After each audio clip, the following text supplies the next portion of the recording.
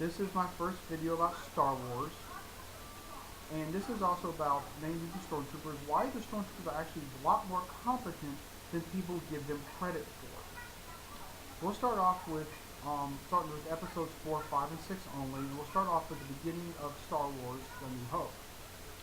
When the Empire took over and had to go in and take over the Krellin Corvette, the Stormtroopers came in and they did lose people at first. Why? Well, you're fighting inside of a hallway, you're coming on board of the ship, you have to go through a hole in the door that you blew open. So, it's not going to be easy, but once you get your foothold in, you're pretty much going to do what they did. You're going to end up waxing the rebels, which they did. They pretty much waxed the rebels. At first it was kind of hit or miss, and then they pretty much took it over really quickly after the first few minutes. Later on, when they found out that the droids were on the escape craft, the escape pod, they were quickly realized that the Jawas were the ones who got it, blew them up. Why? Who knows? Maybe they got tired of them dealing with stolen droids. Who knows? But then they found out where Luke lived, and then they decided to kill everybody there. Which to me was kind of stupid. They're just really, hey, we're going to cover our tracks, and nobody knows that we're looking for these things. And then we're just going to go on from there. Well, the reason why they didn't realize it was the droids at first was because, I'm sorry, they used the Jedi mind trick. They explained it, and we're going to go past that. Now, the reason why they were not able to stop Han Solo and going to Falcon moving Mos Eisley was very simple. Mos Eisley was already warmed up. It was ready to go. They didn't get powered up. It was going to leave anyway. They didn't have enough time to set anything up to stop them. It was like really quick, hey, you got to get these guys before they leave. And they just weren't fast enough. They weren't ready. And he was able to pretty much lift the little bay door and then launch out, and he was gone. Now, when they arrived on the Death Star, they did try to kill him at first. And then Vader said, hey, why don't we let them go? We'll put a tracking device on the ship. We'll figure out where they're at. It's pretty much what they did. Well, they didn't kill him. They were told to miss. They were ordered to miss. I'm sorry, the guy in the big black suit with the black cape will choke me with his mind. If I don't do what he says, yeah, I'm going to miss on purpose. Which they did. And then they ended up leaving. And they missed for the main purpose of the fact they were told to let them go. Let them escape. And they did let them, didn't let them escape because they were told them to. And I remember Grand Moff Tarkin goes, your plan had better work, Vader. And even Leia knew they left it. He even said, they let us go. That was not easy. They're tracking the ship. He goes, not this ship, sister. She's like, yeah, they are. Well, not exactly those words. It's pretty much what she told them. If you go to episode 5. Now, episode 5 was pretty interesting because they sent the best of the best after.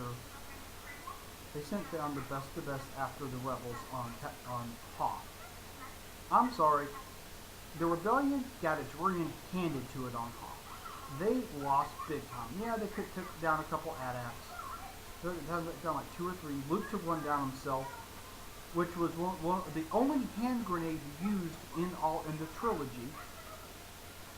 The only hand grenade used, and only 1 of 2 shown. But technically, the rebels lost big time, and they got the rear ends handed to them. Now you go to Bespin. Well, they missed in Bespin. Well, actually, they came close to hitting them a couple times, but in Bespin they had a lot of problems. The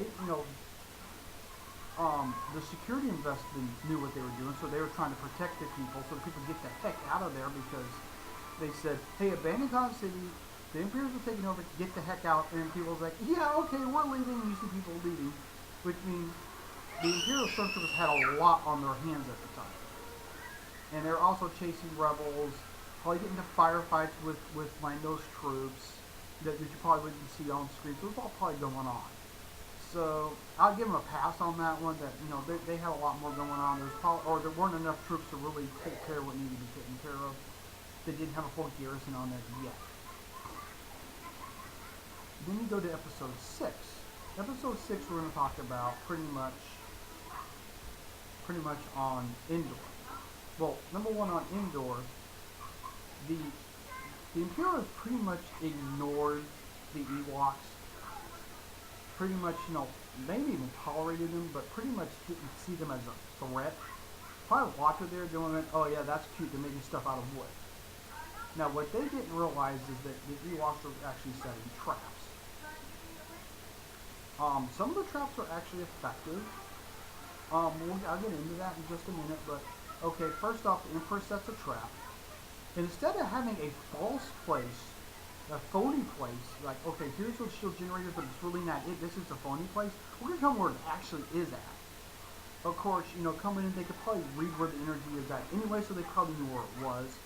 But still, okay, the Emperor let them know where everything was, pretty much. So they land, and they go in there, and they get caught. But they'd already made friends with the Ewoks. The Ewoks decided to mount an attack. And of course, the Empire goes, okay, you little furballs, we're just going to wax you, which they were in the middle of doing. A few things they did worked. First off, as they're doing the speeder bikes they were smart to know, hey, if we put, big ropes across where the speeder bikes go, the guys are going to get slammed off. Well, that kind of works. They pretty much clotheslined them. That isn't a high technology thing. It's obvious. It's an easy trick to do with low technology against the speeder bikes. Clotheslining them is not that far-fetched. Now, the two big trees hitting one of the ATSTs, if you know how heavy a darn tree is going to be, if one of them would have knocked it over, two of them together, yeah, that pretty much damaged it pretty well. It pretty much took it out. Smart move. Now, the one where the trees rolled down and it tripped it over, okay, I'll buy that one. But it probably wouldn't have blown up. I probably would like to blow stuff up for no reason anyway. And to continue, so they had a Wookiee with them. So the Wookiee, which, of course, does a Tarzan yell. Yes, he does in the movie, listen. And then he lands on the ATST. And he goes in there, they think there's a couple Ewoks over there. Next thing he opens the hatch and, oh, wow, there's because they're going to go up and shoot the suckers. So I'll go take care of him. He goes up there, oh my god, it's a Wookiee. He pretty much takes the guys up, throws them 20, 30 feet. It doesn't kill them, they're pretty much hurt anyway. Then of course, I'm sure there's certain equipment in there. He probably jams their communications, or tries to. He destroys at least one of them and sends the Empire packing. So the Empire probably jammed communications, whatever, doesn't realize what's going on because they're being overcome. Oh, it's just a little furball. They ain't worried about them. They'll just tell us when they're done. Then they call him and says, hey, we need help. They come get the rebels because of Flynn. Of course, he's like, yeah, of course we kicked their butt. You came out because of overconfidence. Won. Now, indoor probably the rebels should have lost on that one, but due to overconfidence of the Empire's complete overconfidence is probably why they lost that. But overall, I would say in most cases, the